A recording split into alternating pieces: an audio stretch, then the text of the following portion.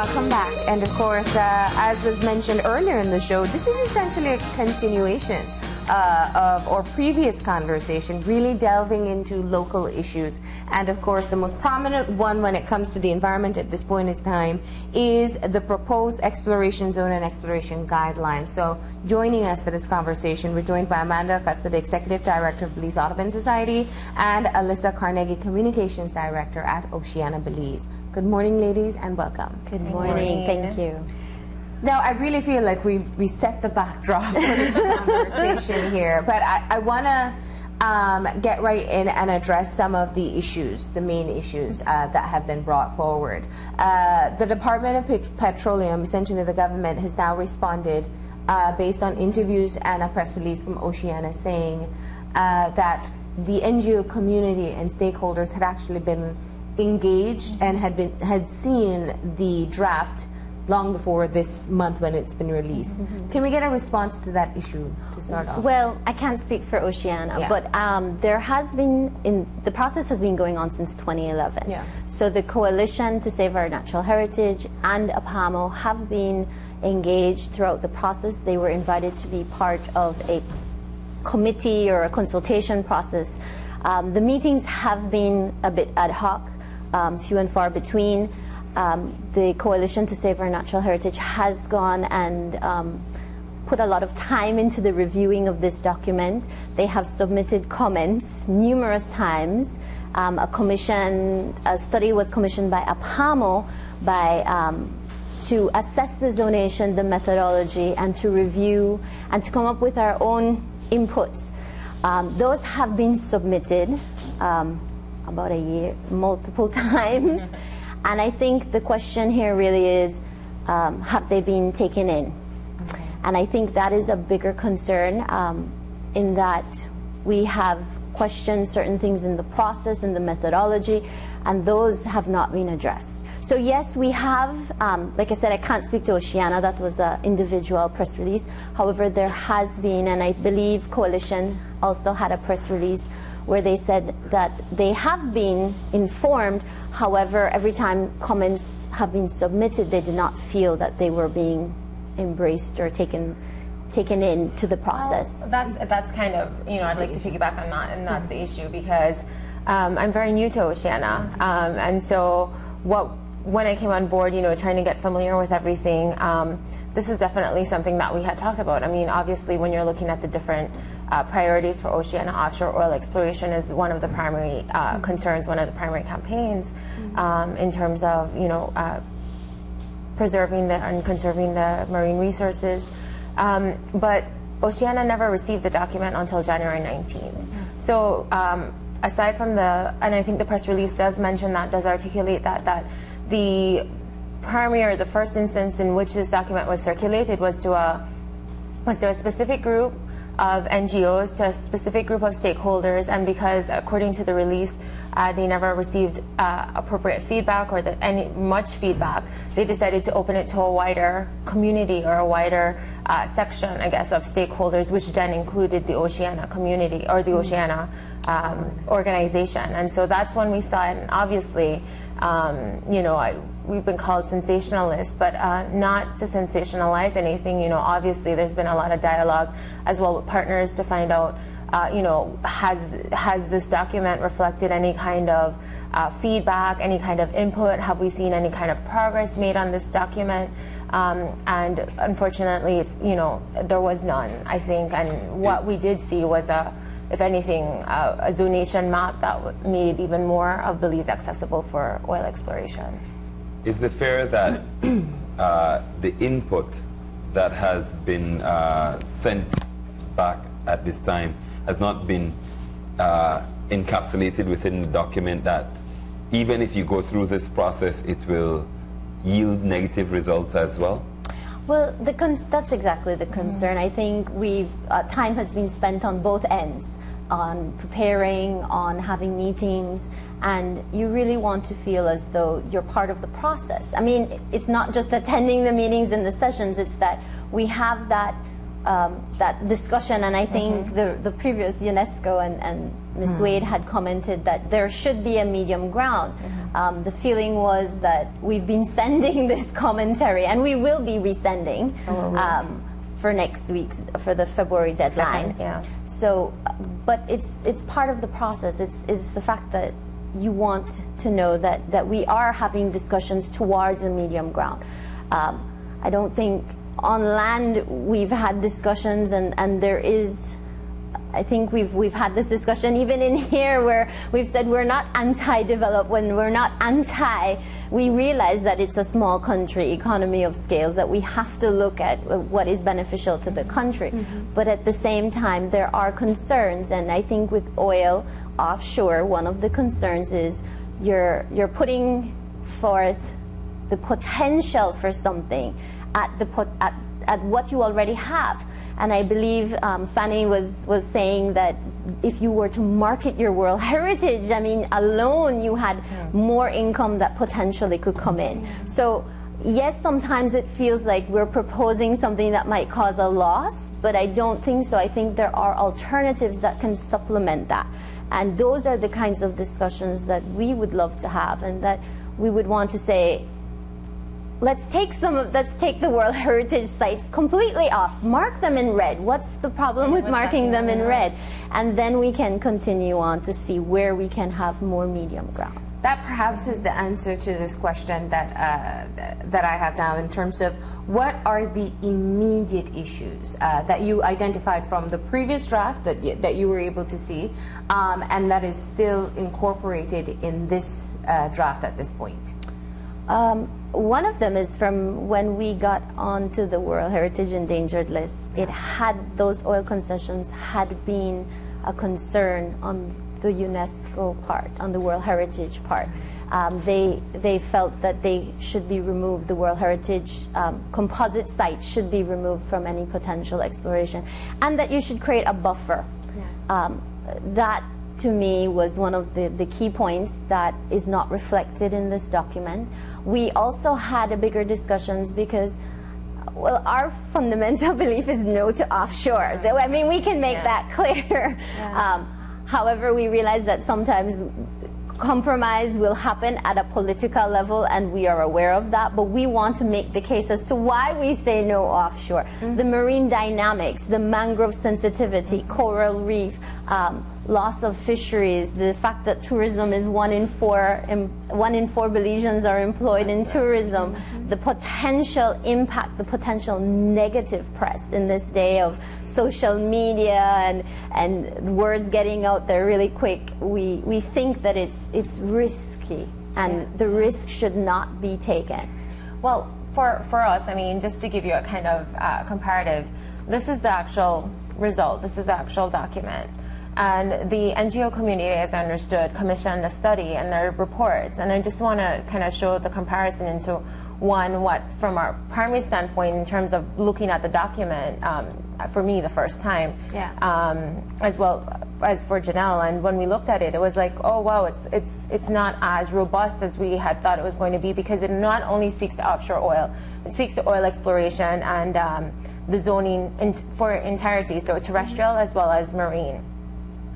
Some of the concerns we had too in terms of looking at it was that we didn't see on the zonation maps any reflection of the World Heritage sites, you know, those being preserved. So obviously, while the UNESCO visit is here, it's being able to say, okay, well now we have an opportunity now to do constructive dialogue and meaningful engagement, not saying, well, we consulted with you and give you the opportunity to feedback and yet include you know, no feedback or reflect any of those changes. So that was, you know, that's still one of the primary issues. But for us as well, our position, even though it looks extreme and very fundamental or, you know, radical in terms of saying no to offshore oil drilling, it's not, while we maintain that position as no to offshore drilling, we're not saying no to oil exploration in an absolute term. It's looking at and saying that offshore oil drilling is dirty.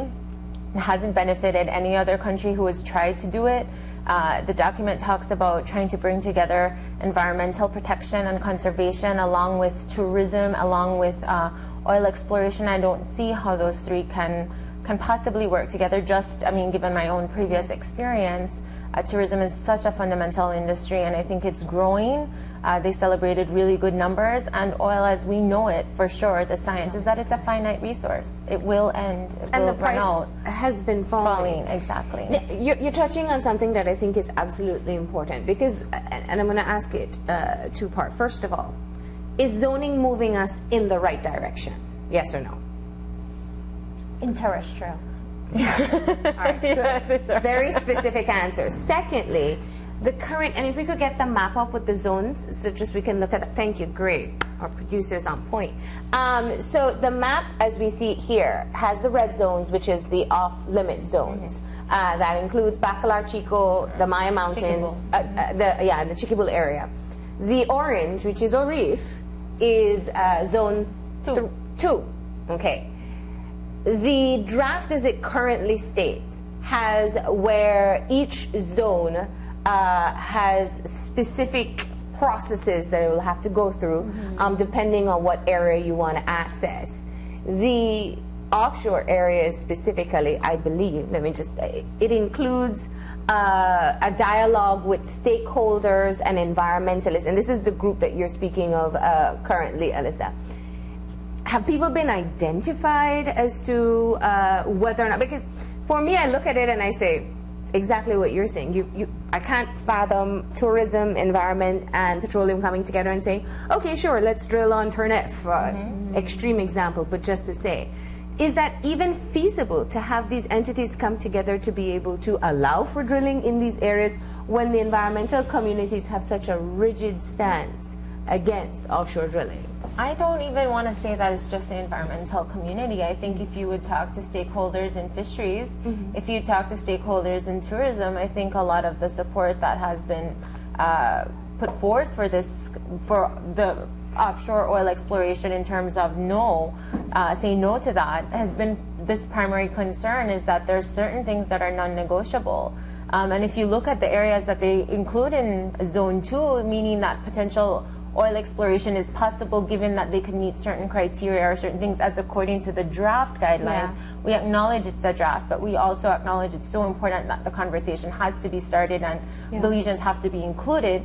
Does include the Blue Hole, does include Lighthouse, does include the atolls, Turnef, 3 out of the world's 4 atolls that we are in the Seventh that we are custodians of. I mean, it's a World Heritage Site, meaning it's not just Belize's heritage, it's the world's heritage, and I think that's one of the, for us, those areas are. So let's differentiate for our viewers what these different zones are and what it means to be a part of that zone. Red is clearly a no-go, so there's very little red in what you're seeing. Chiquibul and Bacalar, Chico, if you see to the top, right? And then the orangish yellow is referring to potential development, but there is an EIA process, a consultative process. The concern here is that those are also marine protected areas. Turnef is now all protected. Of some, you have it as the latest. You have within Lighthouse, it's not all protected, but there are 2 protected areas. And there are various throughout that range, and they're all in orange. And so the green is exactly that, a green light for going ahead and exploring. White is, obviously. White is open. Yes. White is completely open. So what's the differentiation between the white and green? Because as we noticed, Belize City, the area near Belize City is green, and then we have a couple of offshore areas that are also green. I believe it is reference to the EIA process that would be expected to go. So they have a little bit more to do before getting the orange means it has to go through extensive there's more protocols. Protocols. But yes, it's. What is the major objection at this point that you have? Because this conversation, how do you engage the general public? That's what I really, in terms of the science within the document, as opposed to just saying, no, we don't want exploration, and then they're saying, but we're saying we'll consider it with certain that we're making it harder for them being met, guidelines. I think this is a long-standing conversation. We've had the people's, we had our mock referendum, which was on this exact topic. Exactly. We were saying, ask the general public as to what they feel. If you don't believe that it's only, if you believe it's only the environmental NGOs and the environmentalists, the question was asked, well then poll and find out if that's really the case. We also, like I said, there have been studies commissioned, there have been a lot going on. There's ads, there's the idea of oil versus, I can't remember, the coalition has numerous ads that have been running continuously for at least 2 years. I do want to say that this conversation has been a long-standing conversation. This process has taken a long time, and I think that's the disheartening part, that we feel like it's right back at where it was earlier. I mean, the map hasn't changed. I think in the archives of Channel 5 you can find a story that was done in 2012 or 2013 on this exact same draft. So the question is, where are we going, and why is things taking so long in terms of us getting something? And the questions have been asked. I personally have not attended, but I know APAMO has a representative, I know Coalition has a representative, and they have been asking questions, pertinent questions as to process, as to how was methodologies determined, and I think that is at the heart of it. We want to know that it is meaningful participation, that really, I mean, it's not just tokenism, you know, and I think sometimes we have to know what it is and to acknowledge that and to say, fine, we have a consultant and let's have this conversation. We've had people come in and say, why? And they don't understand. And I think it's one of those cases where you're going one route, promoting tourism, and now we're going to be having more controls, hopefully in the fisheries, talking about managed access and catch sharing. And then to have oil, it aesthetically doesn't match, the industry doesn't match, environmental goals are different, so the idea of it's not a unified vision, and I think that's the concern. And like we said, terrestrially, guidelines would be excellent. We think there's great potential, but offshore, we are very, I mean, for us, unfortunately, we are black and white, but like I said, understanding why we're at that position also is important, is critical. I think that, I mean, what Amanda says cannot be underscored enough in my personal opinion, just because I think, I mean, you know, the whole idea that we were sensational in terms of issuing a public statement based on what we saw with the draft is part and parcel of, you know, the kind of experience or, you know, reflection of that engagement or interaction in this overall discussion, and trying to make sure that Belizeans are kept involved, that they're kept in the loop, and that they understand what is being proposed, what are the scenarios, what the level of engagement is. Like I said, like Amanda said, actually, this document was done in September 2013. These are documents that the environmental or the NGO community had put together and reflects years of work, years of process, pain, and, you know, getting people to do research, to do science. So it's not only looking at things anecdotally, but looking at things too beyond just the environment, looking at things from a socioeconomic perspective. We have so much that relies on that, and we're also looking from a health perspective. This document does acknowledge some of the potential ramifications from offshore oil drilling, includes impact to water quality. I mean, seafood that we ingest, you know, I mean, if you look at what happened with the Deepwater or the Deep Horizon spill in Louisiana, mutations in fish, you know, lots of people losing their livelihoods, and the oil hasn't benefited those fringes or those communities directly either, only the major companies. Speaking of which, this document also speaks to the fact that everyone who holds a license to the exploration zones are what they called independent, small independents, which they do say is the small independents have limited resources. All the companies which hold exploration licenses in Belize are small independents. So there's a lot of things in here that seem very contradictory. It doesn't seem that for this to be in process for 2 years, we're just saying we would have liked or expected to see a lot more. One of the pushbacks has been that, well, we're adhering to international guidelines. I don't know if, I mean, I'm new to it, like I said. Some of the discussions we've had includes even one of the current oil exploration companies or oil producing companies in Belize, in terms of saying that, you know, their standards far exceed what's being proposed in this guideline. And so I think if we also have, you know, lessons to be learned from other areas, other oil producing countries, we've had Trinidad and Tobago, you know, one of our, what we want to say is our neighbor, probably, you know, part of the family, the CARICOM community, that has its own experience with that, as well as with the U.S. And I think looking at that, there's opportunities for us to learn, and for us to be able to see something that's more robust as well, in terms of, you know, what are we thinking of? How can we put into place the kind of standards or regulations that would be necessary? Obviously, again, just to reiterate, for us, it's not saying no to oil in totality, but definitely saying no to any kind of offshore oil drilling just because of the nature of it.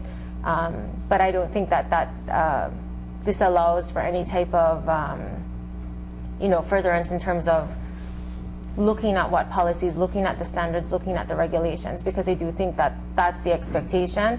That's kind of, I mean, for lack of a better word, that's kind of the disappointment or the frustration I think the community shares for the past 2 years, is that we haven't seen that type of injection or that type of process brought forward. Is there a sense within the NGO communities that have been working and providing feedback that it's not just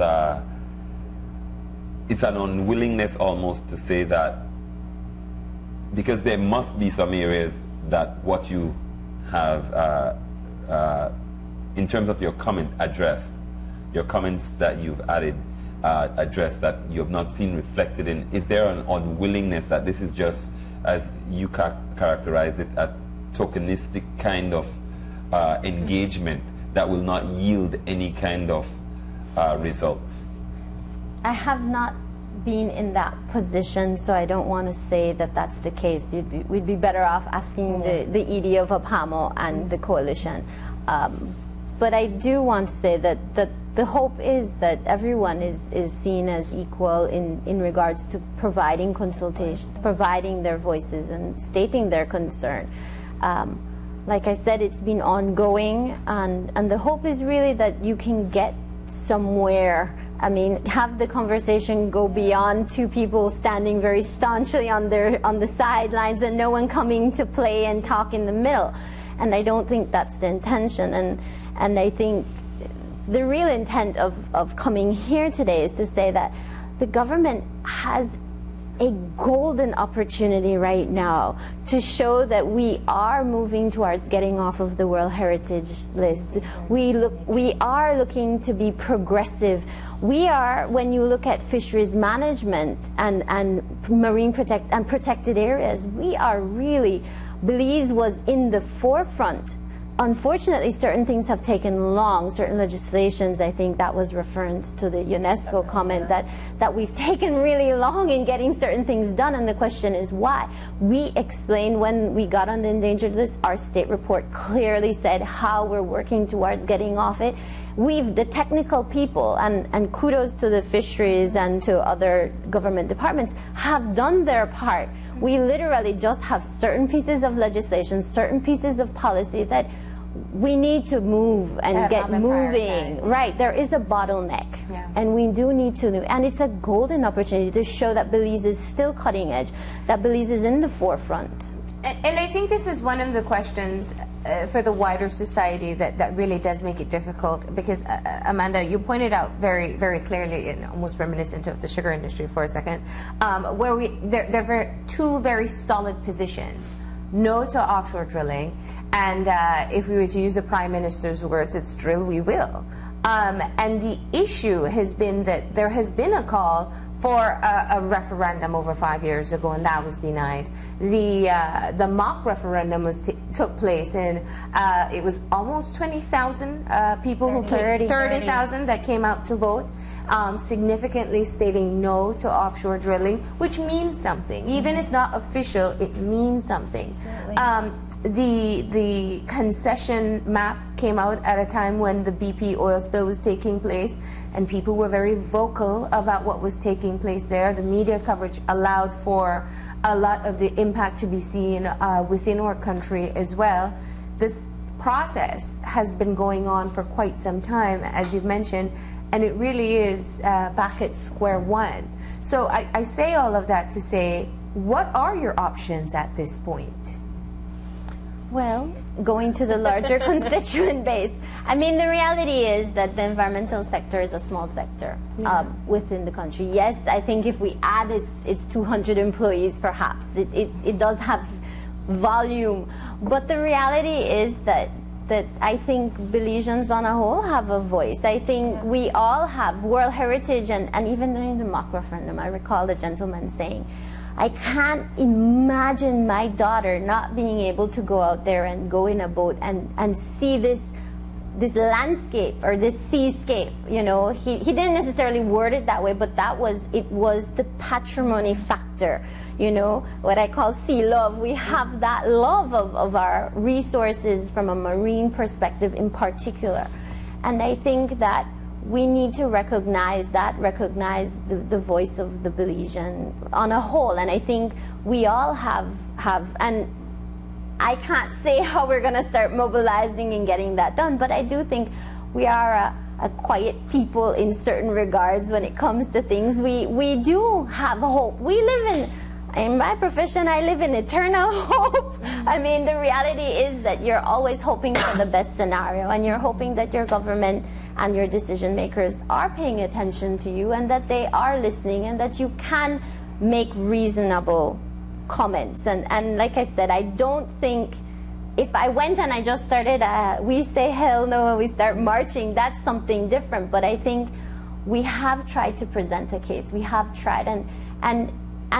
perhaps then it's the question is, well, where can we start the dialogue? And you know, I think, you know, this is why I say I think it's such a golden opportunity right now that, you know, we have this document in front of us. We have, you know, the UNESCO visit for the World Heritage Site. I think it's such a golden time for all of us to engage. I know, according to the release that the Department of Petroleum had sent out yesterday, really, I think just calling out Oceana's stance or release or efforts, but that's not our only one. You know, I think it's trying to make sure that, you know, the constituents, that Belizeans, that everyone understands what the position is, what we're putting up at risk, but it's using science, it's using evidence, and certainly, you know, engagement.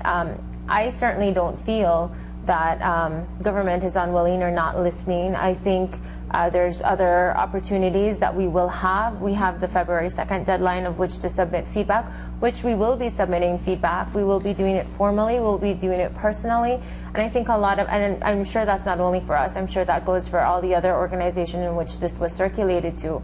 So for us, I mean, it's definitely, while we do have a very strong position, the approach for us is definitely multifaceted, multi-tiered. So it's not just we're going to stand on this side, you be on this side, and we're just going to pick it and scream from here, and you better listen to us. No. The reality is you can't get anything accomplished if you can't bring people to the table, if you can't engage, and that's from both perspectives. And so I think for us, it would be foolhardy to not say this is the end-all, be-all of our efforts. No, I think, you know, there's a lot that we are able to contribute. There's a lot that we're able to support.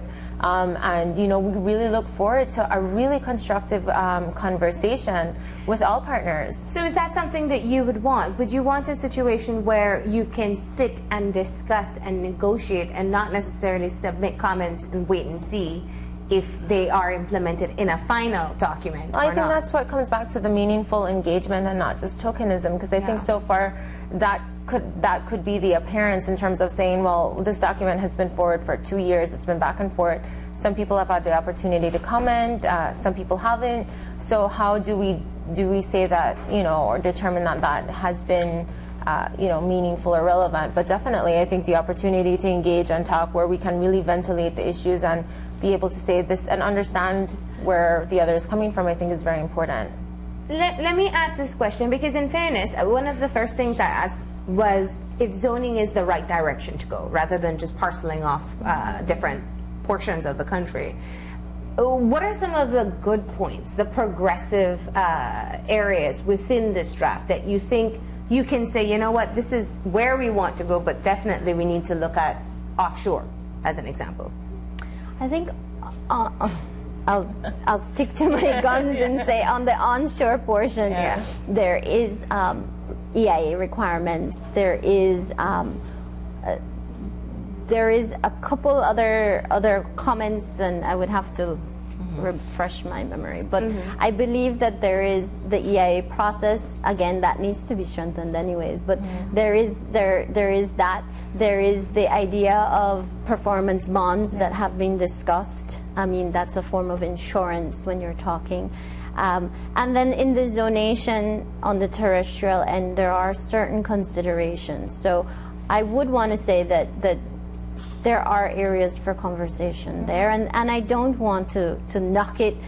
Like I said, I think we have room for conversation. I think the point here is more meaningful conversation. We want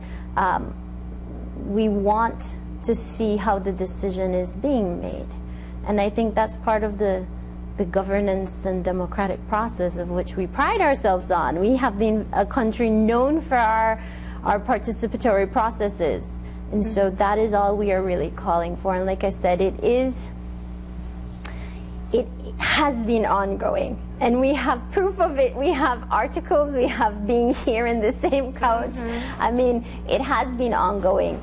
And so I would want to say that people have put their input and they have made the effort, and so it's really how do we move forward, and how do we take chance of the opportunities we have right now. And quite frankly, oil is not making good money right now. So that's an opportunity too for making decisions. You know, one of the arguments that was put forward, because you're right, we've talked about this so many times, and when the momentum was going with the referendum and whatnot, there were all different perspectives coming out. And one was that the main issue people have, other than aesthetics, is the possibility or threat of an oil spill. Right. And I think the counter argument to that, sorry, has been that it doesn't happen as frequently as people speak about.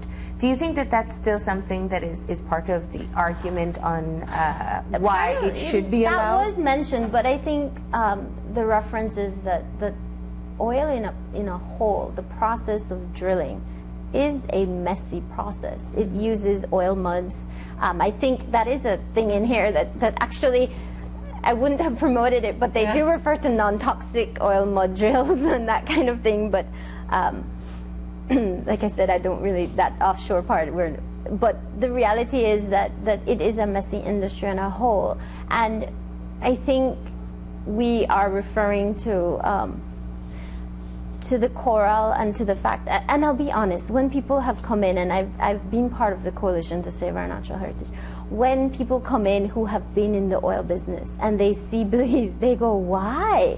Like, you have reef, you have tourism, the very ecosystems that we have in this country from a mangrove seagrass point of view are super sensitive to that kind of activity. Drilling will cause huge plumes and kill seagrasses, cause lobsters to migrate, they'll move out of the way. So I think we can't necessarily, yes, the argument will be made that the spills are far and few between. But the process itself, however, is not one that we would want to promote. But I think any spill, whenever it happens, it will happen if that's the case. And I mean, the cost is enormous. And I mean, if we're looking at the fact that a lot of the people, or all the people who have, these licenses are considered independents with limited resources, when you had BP, who's considered the largest, or one of the largest, if not the largest, had spent billions of dollars in actual physical cleanup, but also in public relations for the issue still itself. Doing ad campaigns, and so it's still doing, there's still effects, people are still seeing things, and those people would never fully recover their livelihoods. And so one spill is one too many. And I think that gamble, we're gambling something very precious, and I think looking at the footage is just really great. I think response was another concern that we had. like I said, deja vu of a conversation, but response time. I think the reality was that if we had a spill offshore of Ambergris Key in the north portion, which is deep water, before response time could effectively be implemented, we would have already been affected in half of the country. They had done modeling to illustrate that. So. We had that conversation with Dr. McField showing us the impact and the time lapse. It's interesting because one of the things, the very first issue that was brought up when we talked about being put on the endangered list as a World Heritage Site was oil exploration. And I think that's something that you cannot underplay. But when we asked her if there is a medium, she did say, and you all were listening, you heard this too, that there are ways to look at it. But one of the things we haven't even heard of the conversation so far is one of the things you're talking about, looking at how the currents move, looking at it can be very far away from physically or from where you can see maybe a protected site, but how do the waters move? What type of species move around in that area? And the real scientific part of the conversation hasn't really been happening. I mean, at least in the public domain, I should say. Not within the public domain. I do think, though, kind of going back to where we started in the conversations, part of Oceana's media in the past few days has been because I think the fact that the conversations have been going on, and I think we feel that the general public needs to be informed as to the conversations and as to the way that the government is proposing some of these things, and for us to figure out how we want to move forward. At the end of the day, we have to realize the power of the constituents. What would make you, and we have to wrap, but what would make the NGO community at least feel more than hopeful that it's forlorn hope at this point in terms of having meaningful engagement? Well, I don't want to put anyone on the spot. I think we have until February 2nd to submit all the comments. We then will be eagerly awaiting the new, because like I said, this is a draft version. We've seen this for a year now. We want to then see how some of these are implemented, or if not, if they're at the point of saying, okay, we've seen all of your comments, so let's have a conversation. Let's see how we can move and have some kind of dialogue and see where the sticking points really are. Because like I said, this policy is for the entire country. It's not only offshore, it's also terrestrial. So there are a lot of input and conversations that can be had, and I think that the dialogue that is forthcoming, I think, is where we hope to have some of it. And like I said, I think part of it is as NGOs, we are recognizing the importance of getting this kind of process in the public forum so that they can see what are some of the decisions being made of our natural resources as Belizeans. And I think my final point is just, what would you want from the people who have supported this process from 2009? When the first conversations got started, Oceana, Audubon, the coalition, you were all very vocal, and people really supported the movement that was taking place. So what do you say to those people who now watch this and say, well, what's going on? We said no. Yes.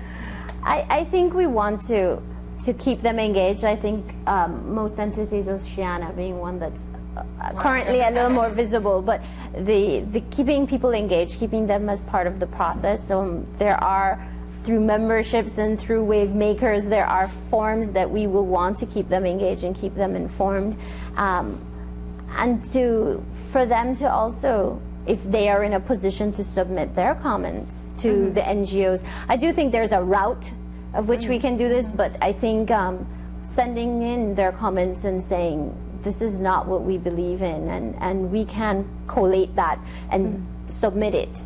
I think for us, I mean, clearly, isn't giving up. You know, I don't think anybody who has a passion for anything gives up that easily, and I think it's not one where it's, you know, this huge thing that I don't think it's impossible then. And I feel like we could just take a look at everything that the reef does for us just by existing without any physical output from us.